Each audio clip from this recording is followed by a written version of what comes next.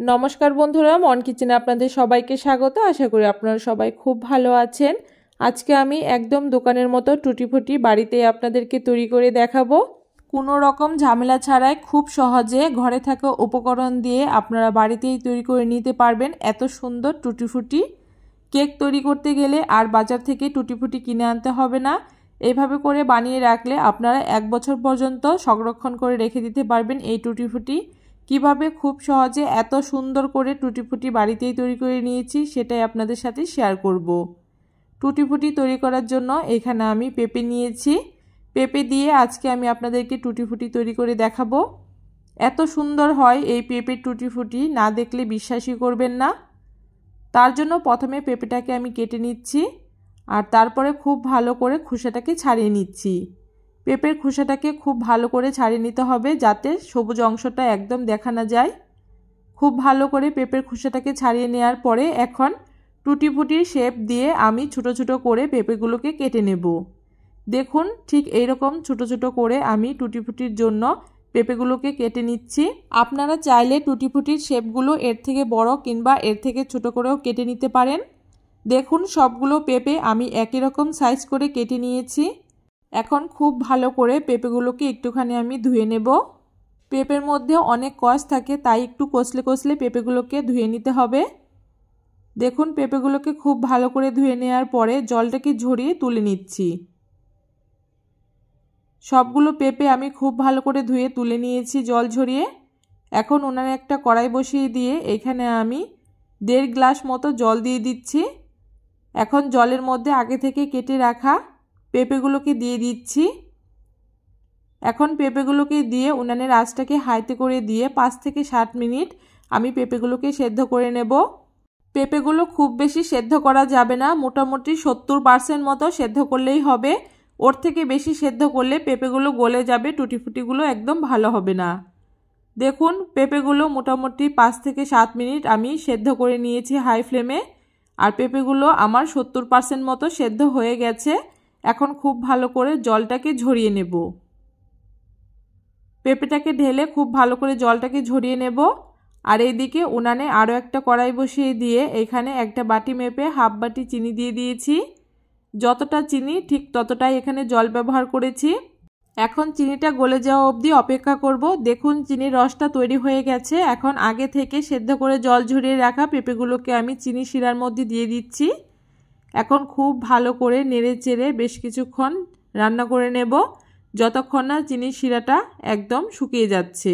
পেঁপেগুলোকে চিনির রসের সাথে খুব ভালো করে জাল করে নেওয়ার ফলে পেঁপেগুলো একটু মিষ্টি মিষ্টি হয়ে যাবে, এতে টুটিফুটিগুলো খেতে বেশ ভালো লাগবে। দেখুন বেশ কিছুক্ষণ রান্না করে নেওয়ার ফলে চিনির রসটা বেশ অনেকটাই শুকিয়ে গেছে। এখন এই পেঁপেগুলোকে আমি নামিয়ে নিচ্ছি। পেঁপেগুলোকে একটা বাটির মধ্যে নামিয়ে নিয়েছি, এখন ঠান্ডা করে নেব। আর এদিকে দেখুন 4টে একই মাপের বাটি নিয়ে নিয়েছি আর প্রত্যেকটা বাটির মধ্যে আমি একই মাপ করে পেঁপেগুলোকে দিয়ে দিচ্ছি। এখানে আমি 4 রকম কালারের টুটিফুটি তৈরি করব, তার জন্য 4টে বাটির মধ্যে আমি পেঁপেগুলোকে সমান মাপ করে নিয়ে নিচ্ছি। দেখুন পেঁপেগুলোকে নিয়ে নিয়েছি। এখন প্রথম বাটিতে এখানে আমি গ্রিন ফুড কালার ব্যবহার করছি আর তারপরেরটার মধ্যে এখানে আমি ইয়েলো ফুড কালার ব্যবহার করছি আর তারপরেরটার মধ্যে এখানে রেড ফুড কালার ব্যবহার করেছি আর তারপরেরটা এখানে আমি কোনো রকম কালার ব্যবহার করিনি, এটাকে আমি সাদা রাখবো। এখন খুব ভালো করে প্রত্যেকটা কালার বাটির মধ্যে মিশিয়ে নিচ্ছি। এভাবে করে একই রকম করে সবগুলো বাটির মধ্যে আমি সবগুলো কালার খুব সুন্দর করে মিশিয়ে নিয়েছি। এখন এগুলোকে আমি সারা রাতের জন্য রেখে দেব, যাতে কালারগুলো খুব সুন্দর পেঁপের মধ্যে ঢুকে যায়, কোনো রকম সাদা না থাকে। দেখুন পরের দিন সকালবেলা টুটিফুটিগুলো খুব সুন্দর কালার চলে এসছে, দেখে বুঝতেই পারছেন। আর বাটির নিচে একটু জল জল মতো রয়েছে, তার জন্য এক একটা কালার আমি এক একটা প্লেটের মধ্যে ঢেলে খুব ভালো করে রোদে শুকিয়ে নেব। যদি এরকম জল জল ভাব না থাকতো তাহলে একটা প্লেটের মধ্যে সবগুলো কালার দিয়ে শুকিয়ে নেওয়া যেত। যেহেতু একটু জল জল মতো রয়েছে তাই প্রত্যেকটা কালার একটার সাথে একটা লেগে যাবে, তার জন্য এখানে আলাদা আলাদা প্লেটের মধ্যে আমি এক একটা কালারের টুটি ফুটি দিয়ে শুকিয়ে নেব।